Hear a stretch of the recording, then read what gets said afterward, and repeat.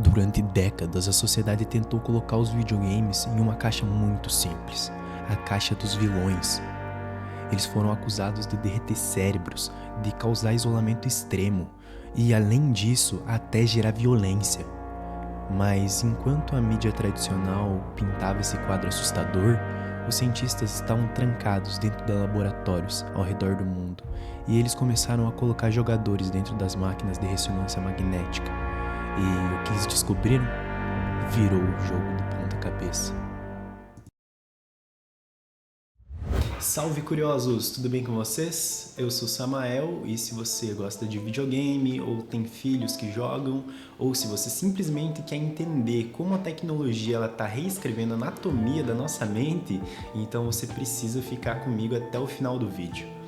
Hoje a gente vai abrir a caixa preta da neurociência, não sei se vocês já ouviram falar, para a gente poder entender como os jogos eletrônicos afetam o nosso cérebro. Nós vamos falar sobre neuroplasticidade, sobre o sistema de recompensa dopaminérgico e como que você pode usar essas ferramentas nos games para você dar um verdadeiro level up na sua vida real. Já deixa seu like para salvar seu progresso e bora investigar.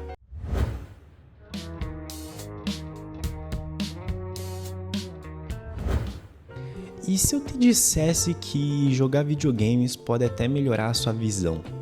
Parece loucura, principalmente porque nossas mães diziam antigamente que a gente ia ficar cego se a gente ficasse na frente da televisão, mas, na verdade, os neurocientistas cognitivos, como a Daphne Bavelier, ela provou o contrário. Ela descobriu que jogos de ação, especificamente jogos de tiro, em que você está em primeira e terceira pessoa, oferece benefícios cognitivos absurdos. Então a galera que joga CS não tá tão mal assim, porque quando você joga um FPS, você precisa tomar decisões em fração de segundos e monitorar o ambiente inteiro, né? Para você acabar não morrendo e ignorar distrações e focar no alvo. Isso faz com que ative uma rede neural que se liga do córtex pré-frontal ao córtex parietal. Essa rede é responsável pela nossa atenção descendente, que é a capacidade de focar no que importa e ignorar o ruído, o que geralmente a gente tem muito pouco. Além disso, jogar cerca de 50 horas de games de ação ao longo de algumas semanas melhora a sua sensibilidade ao contraste. Isso significa que jogadores de ação conseguem distinguir melhor tons de cinza na prática do que outras pessoas. Então, quando dirige na noite, consegue dirigir melhor, quando dirige na neblina, consegue dirige melhor. E isso é um treino muito bom para o nosso cérebro. Um estudo recente publicado na revista científica Neuroimaging Reports pegou 47 pessoas, dividiu entre gamers e não gamers e colocou todo mundo numa máquina de ressonância magnética funcional. O resultado foi uma vitória esmagadora para os gamers. Eles foram significativamente mais rápidos e precisos na tomada de decisão. Um mapeamento cerebral até mostrou que os jogadores têm uma integração muito superior entre as áreas de processamento cognitivo e sensório-motor.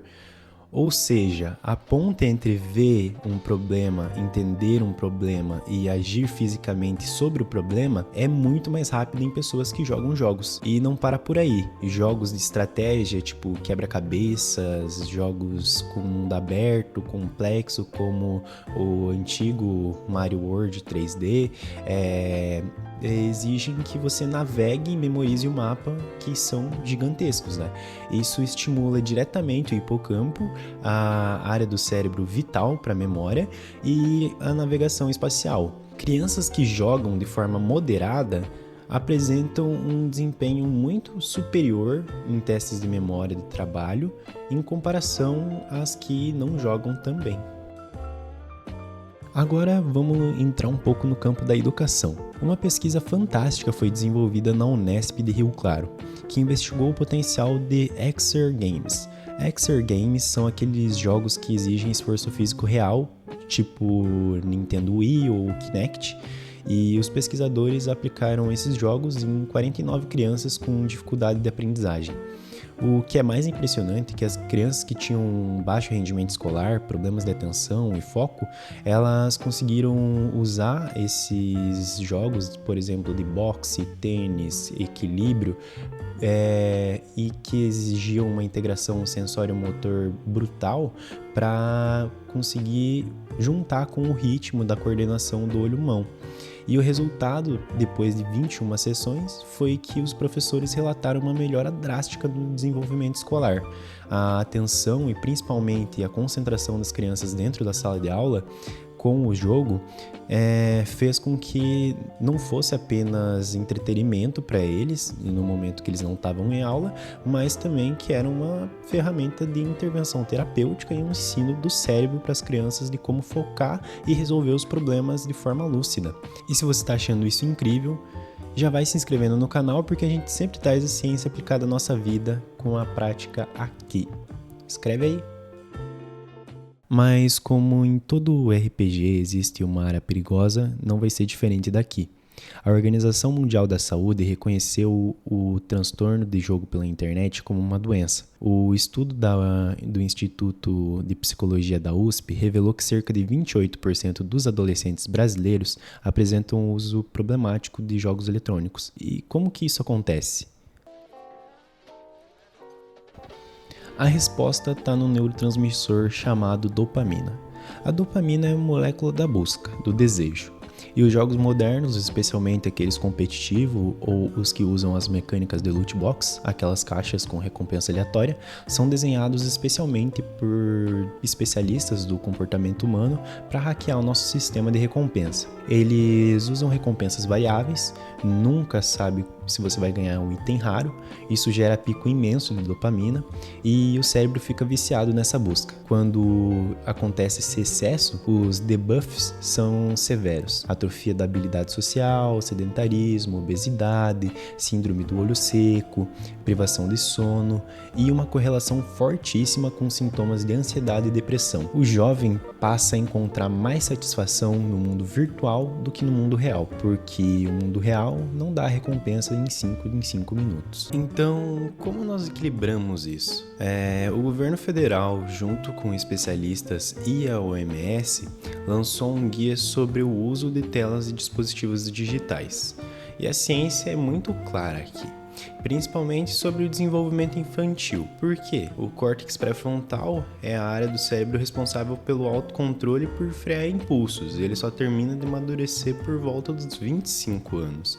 E é por isso que os adolescentes têm tanta dificuldade em parar de jogar. A recomendação médica é 0 telas para crianças menores de 2 anos, porque o cérebro do bebê precisa do mundo físico, do toque, do olhar, e entre 2 e 5 anos, no máximo 1 hora por dia. E sempre com jogos educativos e supervisão, você não pode deixar ela à parte.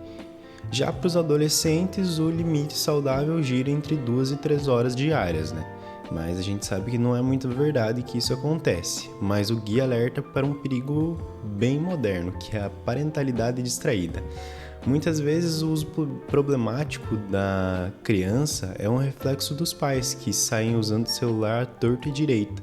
E o exemplo arrasta, né? A proibição agressiva não funciona mais, porque eles estão fazendo a mesma coisa.